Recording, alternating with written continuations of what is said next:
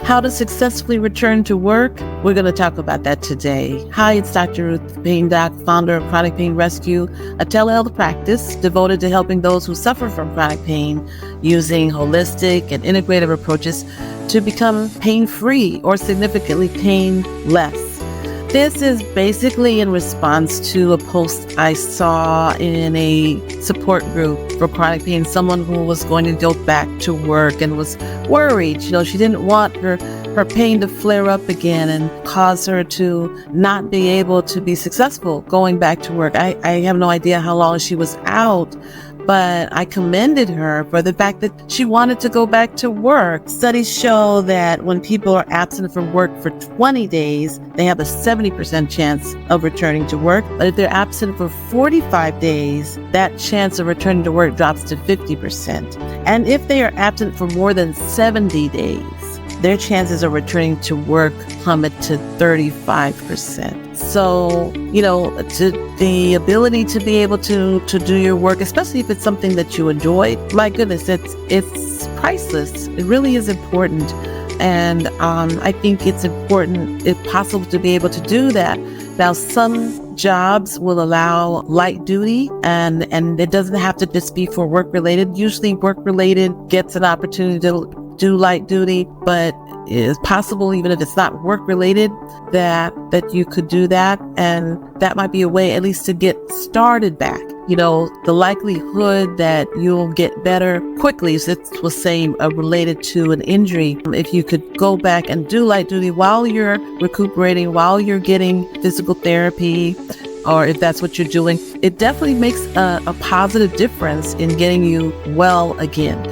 If this isn't related to an injury per se, I realize you still could hopefully have modifications done at work. Perhaps you're someone that has trouble with prolonged sitting or prolonged standing, and if a adjustable table could be provided for you so that you could do your work and alternate between sitting and standing while you still do your work, that would be a great option for someone like you, so that you could continue to work and not be a mess by the end of the day, to have your pain not flare up. Sometimes people have to get, if you say have a spinal problem that could respond well to epidural steroid injections or nerve blocks, that might be something to do to help you be able to continue to work and without the pain. Again, while you do other things to help yourself get better, but not having to stop work. Now, there may be that your job is just not feasible for you to do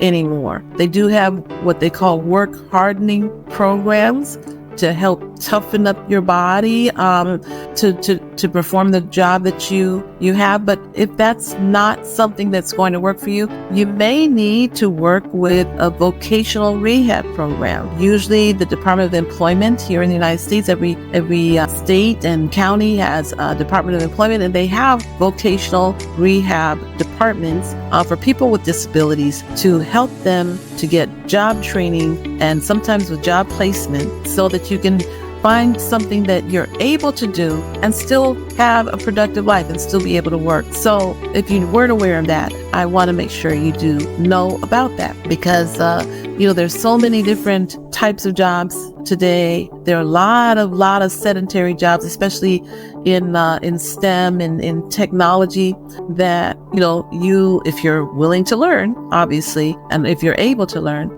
that could be open to you.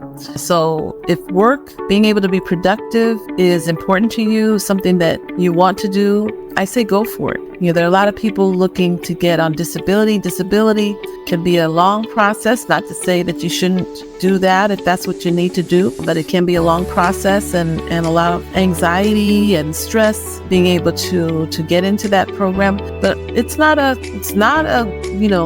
for most of us anyway, I'll put it that way. I know there are always people that are scamming the system, but for most people, it doesn't pay you as well as what you could make on actually working. It's just really trying to get by so you have a roof over your head and some food to eat, but it's not a lottery ticket.